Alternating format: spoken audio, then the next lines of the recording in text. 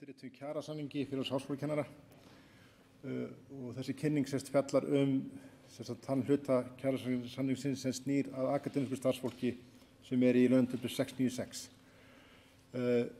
Og Mikael Dahl, formaður félagsins, hann ætlar að kynna þetta hér. Takk fyrir. Takk. Já, takk fyrir komuna.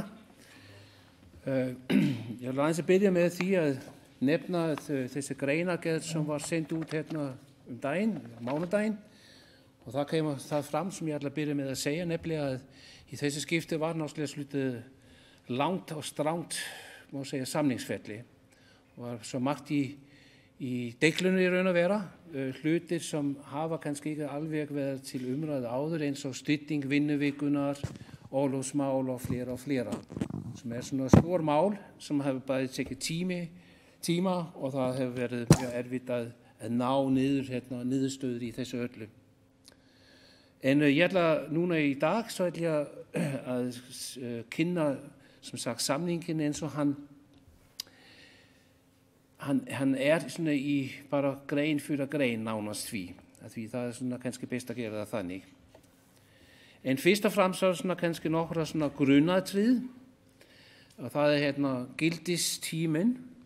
Og það gildistíminn sem sagt 1. apríl 2019 til 31. mars 2023, þetta 4 ár. Það svo langur tími, má segja. En það sem hérna kemur fram að samningar vera afturvirkur. Að ræða launahækkanir, náttúrulega.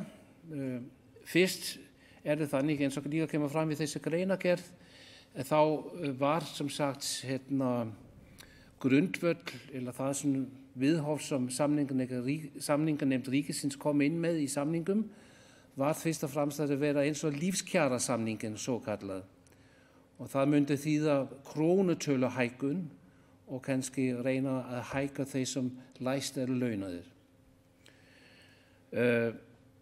En niðurstaðan var svona aðeins öðruvísi, það var svona sambland af bæði krónutöluhækkun og prósentahækkun.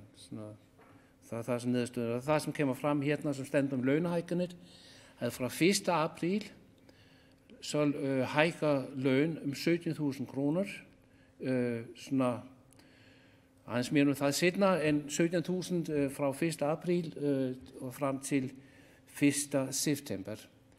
Og náttúrulega var þetta tekið saman en eins ég munið eftir så fengið í 105.000 krónur greitt fyrir svona í ágúst, 1. ágúst, og það verður sem sagt dregið frá þessu upphæðir.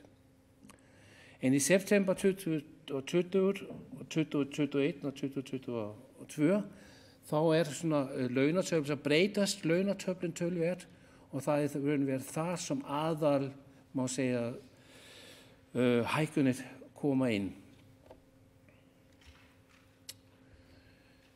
Það sem fyrst og fremst hefur verið að gerast að við búin að endurskoða launatöflin gjörsamlega. Áður fyrr var það þannig að þegar við skoðum launatöflin þá var á milli flokkar, launaflokkar, svo var stundum 3–4% hækkun og stundum allt upp í 11% hækkun. Það fannst okkur svona kannski ágætt að jafna út svona að núna það kannski bara þannig að launatöflin sem hún lítur út núna nýja launatöflin það 5% milli launaflokkar og 2,5% út hægra megin.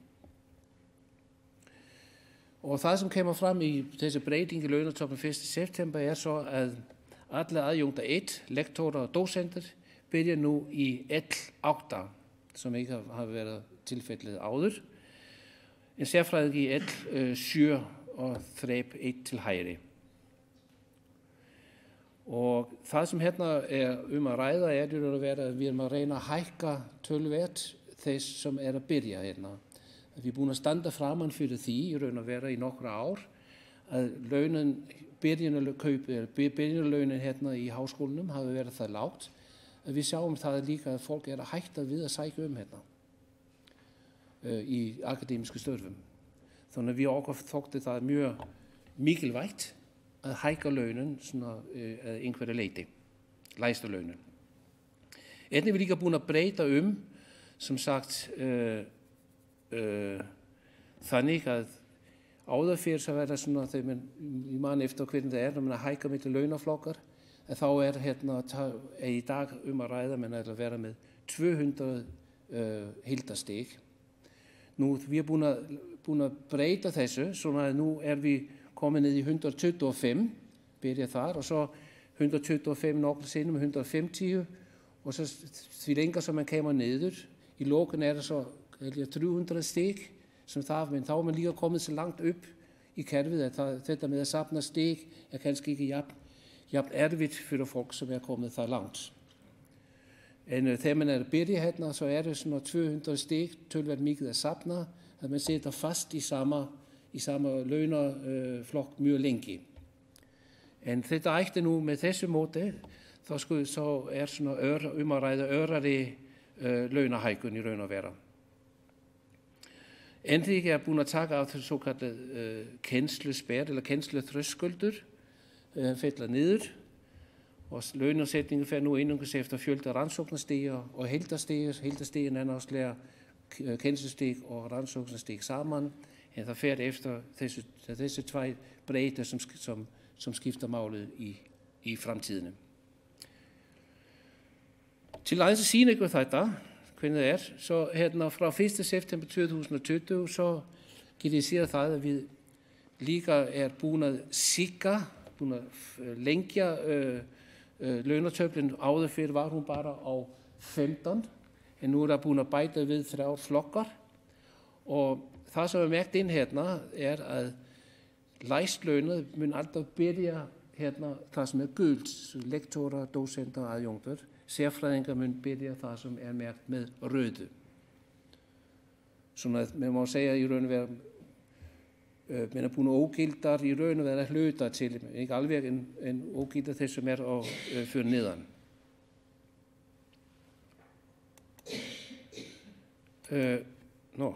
Ja.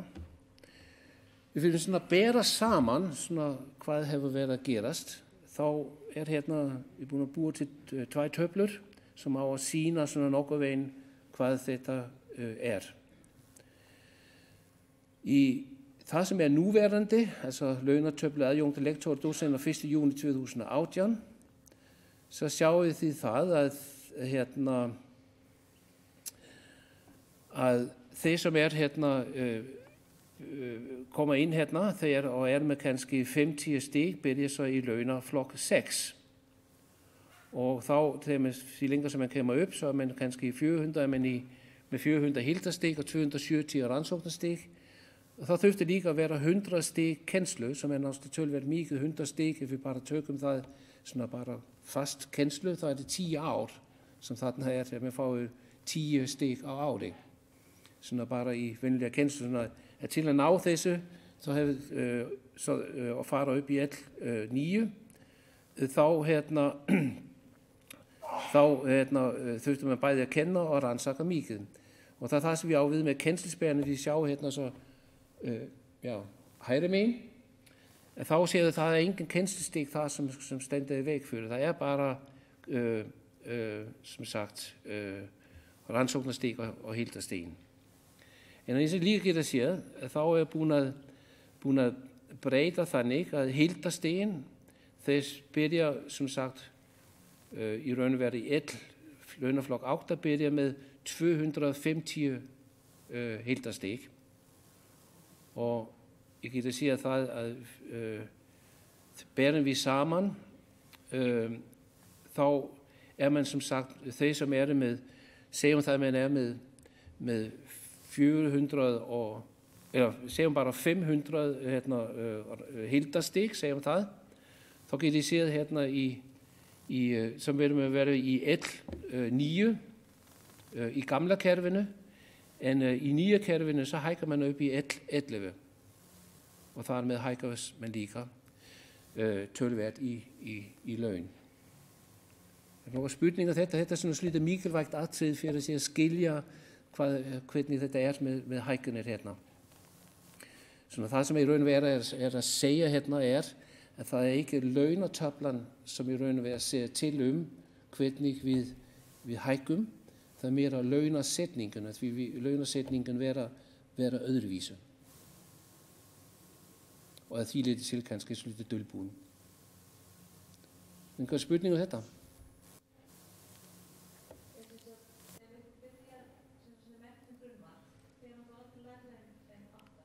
Fyrir aldrei læra inn 8, 8. Já, þú séu hérna eins og kemur fram hérna, þeir sem undir 250 stig, þau byrja í L8. Og það fyrst þegar man kemur upp í 250 stig, heildastig, þá fer man i L9. Og det er tölvært munur á gamla kæri, þessu er tölvært munur, at vi, som sagt, at det er indfaldere nu at hække flok, at vi, der er mindre med það að safna i raun og vera. Som vi overgår til mikilvægt, at folk, som kommer ind hérna, at de, som sagt, får tækifæri til at få sæmilega køb, og lige så frem því at man geta hækket sådan nogle ørt. Ja.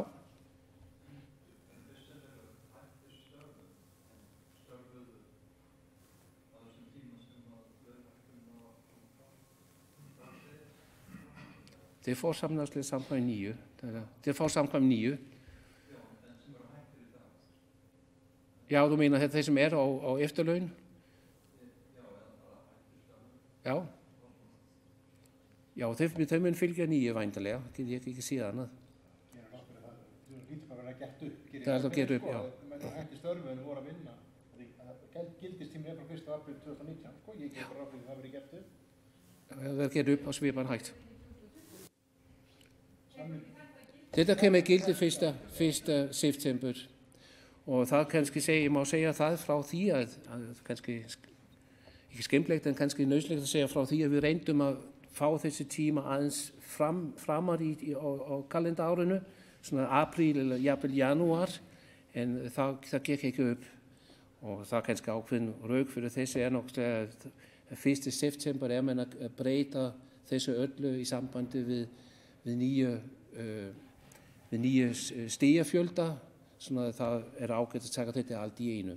Så vi sættum okkur við þetta.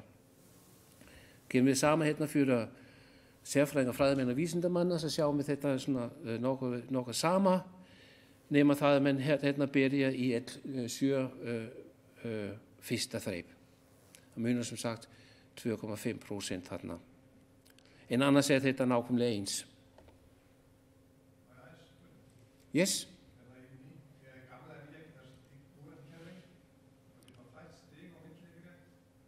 Ja.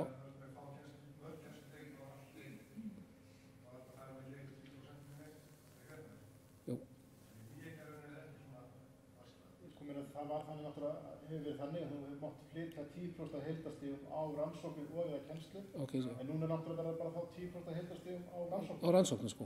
10% heildastigum það er á rannsóknir. Já. Þessi hefur ekki verið breytt.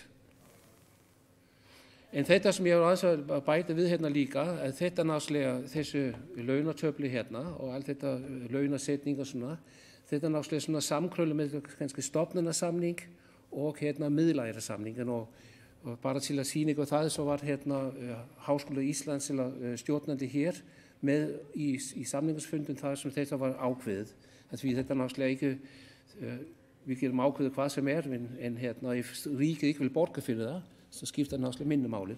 Så det er alltaf svona ákveðin samvinna þarna á milli.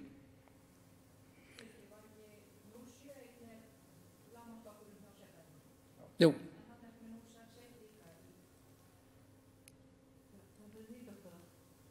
Já, það er þeir sem undir 200, sko. Nýdoktorar geta farið neðar. Nýdoktorar, já. Það er bara þrepin allt öðru sem heldur en núna. Þú breyta svo mikið skilgreining á bakgrunn. Já. Nei, það er það sem við með, sem sagt, þarna breytist hérna þetta sama og svipaðan hátt eins og með hérna stigafjöldin og allt þetta.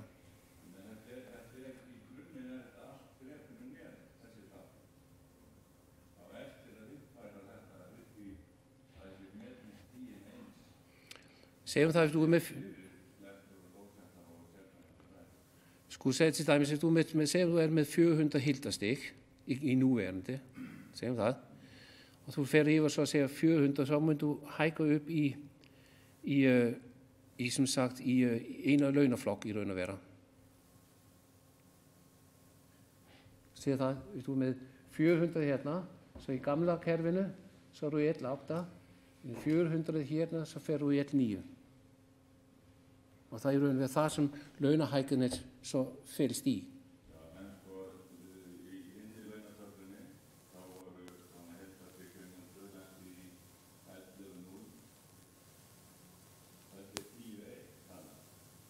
Já, þú meina það já, þessi... Það sérfræðingalína sem sagt launinni flokki neðan þrepi ofan. Já. Það hefur ekki gilt fyrir 8% eins og þú veist. Það ætlar að mun eitthvað tala að nýja það.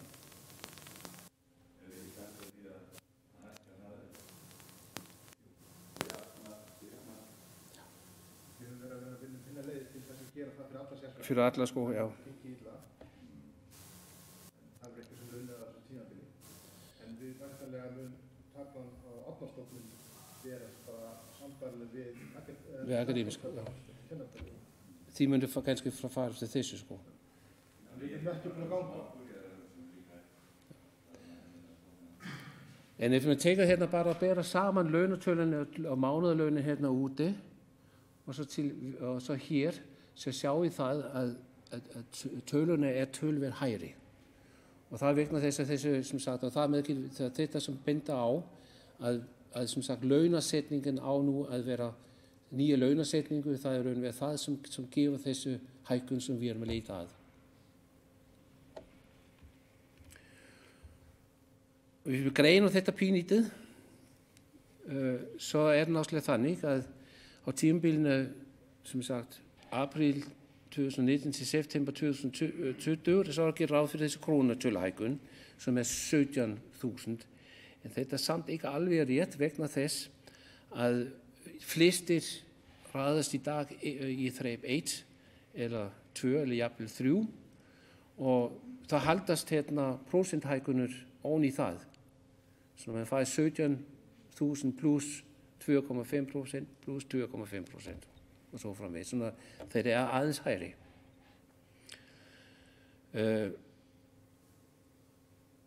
Hvis man kigger á það svona í heildinu, þá det svona að það svona spönn á prósenthækkun 14 til 18%, mest í lægstu flokkunum, og miðaltalið svona það bil 14,5%, som nokkra mikið hægri en það som til dæmis í lífskjarasamningin, som var útgangspunktið í raun að vera. Það heldur hún að vera á 12%, 12,5% á tímabilinu. Og það sem við erum að líka segja hérna, við erum ekki að reikna launahækkanir hér og nú, við erum að reikna sem sagt á 4 ára tímabili. Nú, þetta var svona fyrsta og annan greinin hérna, sem við vorum að ræða hér. Þriðja grein, það svona ný grein í raun og veru að koma inn. Önnur laun sem starfinu fylgir, það svona auk launa, svona mánuðlauna heimild að greiða önnur laun starfinu fylgja með mánuðlegri greiðslu. Önnur laun getur verið vegna reglubundnar yfirvinnu og starfting álæns sem ekki vera mælt í tíma. Önnur laun kom í staði fyrir yfirvinnu það kaups. Og þetta sem sagt koma inn í staðin fyrir og til að skýra betra, til dæmis eins og fasti yfirvinnu og þess háttur. Så það viðbótarlaun. Heimild að greiða viðbótarlaun fram reglubundin mánuðlaun vegna sérstak tímabundins álags eða verkefna sem vel umfram reglubundin starfsskyldur. Og það líka ágætt að hafa þetta inni. Og svo það svona meira hefðbundin, þetta með persónauppbótin og desemberuppbót á samningstímanum.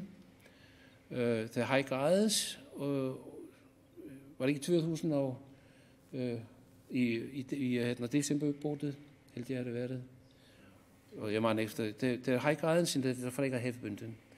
Ég hef aldrei verið slutið sjálfur, bara mín eigin skoðun af þess, ég hef aldrei skilið hvers með að finna út þessu tölur, en það bara þannig, og þetta bara ágætis tölur að vera með.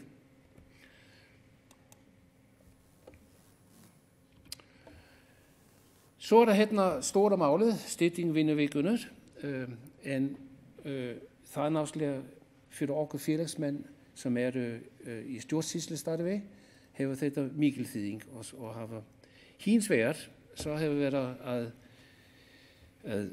fjalla þetta líka som sagt að akademiske starfsmenn náttúrulega svona sjálfsábyrgir fyrir sína vinnu og menn náttúrulega man getur í raun vera svona stjórna sína vinnu nokkuð veginn eins man vill og vi med ákveðin starfsskyldur, vi med ákveðin prósi, vi som sagt 48% kennslu, vi med 40% rannsókn og 12% stjórna.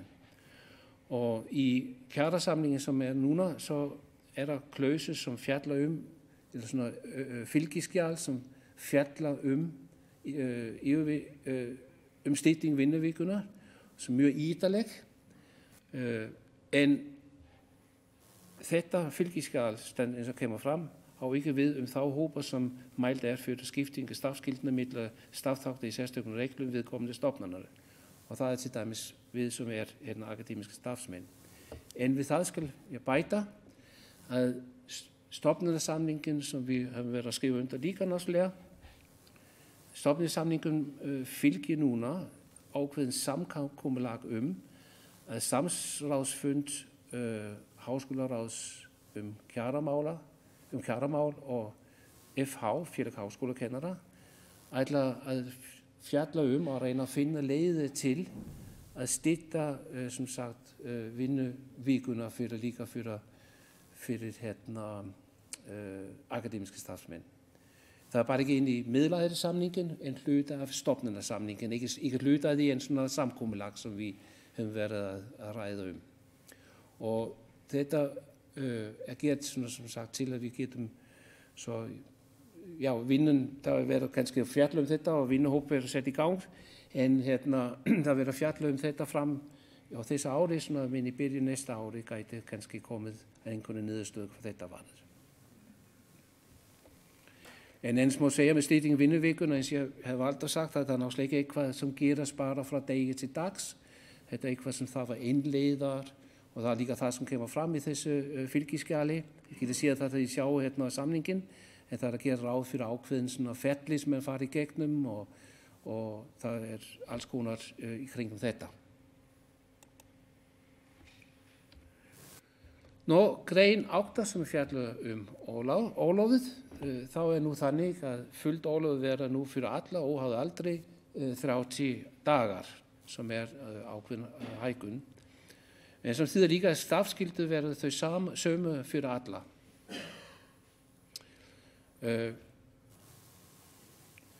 Réttar svona til 15 dagar samfelldu ólof í þessu á sumartíma og það náttúrulega breytir reglu að 25% lengum var tímabili utan sumarorlofstíma var réttar en nú samkvæmt skriflega beiðni yfirmanns og það kannski það sem stóra málið núna að allt það var farið í gegnum hérna ákveðin ferli gegnum yfirmannsinn og hjá yfirmanninum. Flytning á ólofi, það líka kveðið á flytningar á ólofi milli tímabili, það óheimilt nema að fresta beiðni yfirmanns. Þú má aldrei flytja meira en 60 dagar milli tímabila og sólarlags ákveðið dagar umfram 60 falla niður ef þau hafa ekki verið nýttuð fyrir 30. apríl 2023.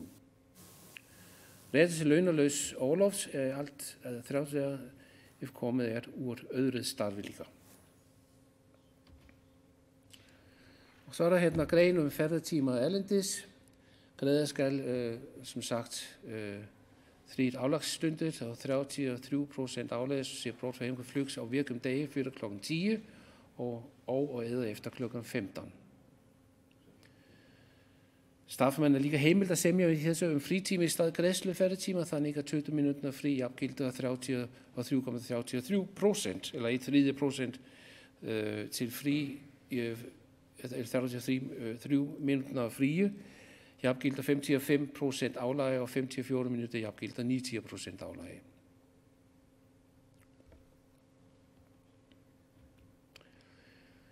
Og þá einn svona kannski også líka stort tíðindi í raun og vera, það hérna grein 10 styrktarsjóðin. Þetta eitthvað sem skiptir okkur mikið máli. Iðgjaldið og launagreiðenda hækkar fra 0,75 af heildarlaunum og upp í 0,5, fra 0,5 til 5%. Det skiptir máli vegna þess að styrktarsjóðið í dag standa svolítið illa. Það mikið útborgaði dagpeningum og þess áttur og þess vegna til að geta staðið undan þessu málum þá þurftum við að fá ákveðin hækkun og þeir hafa fallist á því. Lífeyrissjóðin, þá náttúrulega bara þessi vinlega kveða á með skyldu aðild félagsmanna á lífeyrissjóð starfsmanna ríkisins eins og hefur verið áður.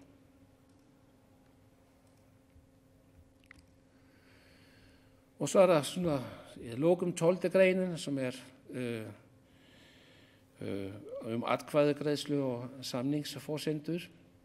Og það náttúrulega þannig að það ákveðin fyrirvara sett inn í samningin að vera breyting á almennum vinnumarkaði skuli aðilar taka upp viðræður hvort og þá með hvaða hætti slík breyting taka gildi gagnvart samningin aðila. Som sagt, ef eitthvað gerast á vinnumarkaðin almennt, så getur það haft áhrif á samning hjá okkur. Og sådan náttúrulega,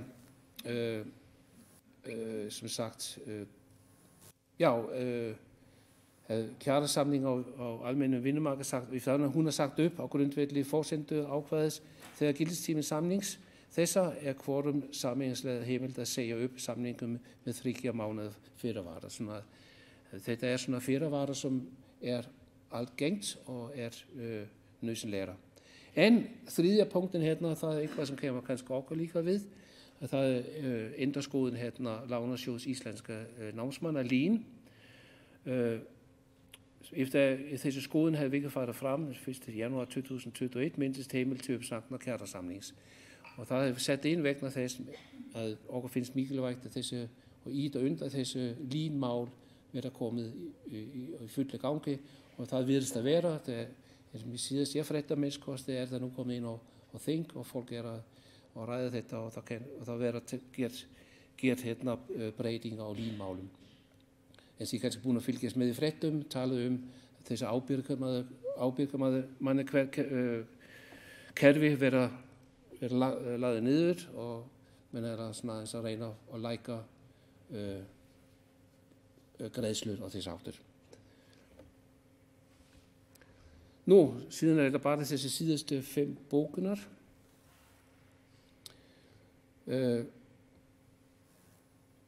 Þetta fyrste bóken kemur svo som ikke okkur við þannig séð undir þá 55 ára og eldre frá nætuvöktum og bakvöktum. En bóken nummer 2 endurskoðun veikindakablens gerir það kannski. Og þessi vinnu það var ljúka som sagt síðan 1. maj 2022. Tredje bóken fjallar að skulle fara fram Hildemar og umgjøre fræðslumál med tillit til tæknibreytingar. Og 4. bóken upptöku launaþróunartryggingar milli opinbera almenna vinnumarkaðins. Það þetta som sagt som líka kallað SALEK, að menn að reyna að jafna út kaup og kjör á almenna markaði og opinbera markaði. Og så kemur þessi bókun 5, som skiptir málið svona hluta til fyrir okkur. Það sambandi við yfirvinnu, fyrir okkur í sambandi við stjórnsýsluna en ekki kannski okkur hérna í akademiske starfsmenn.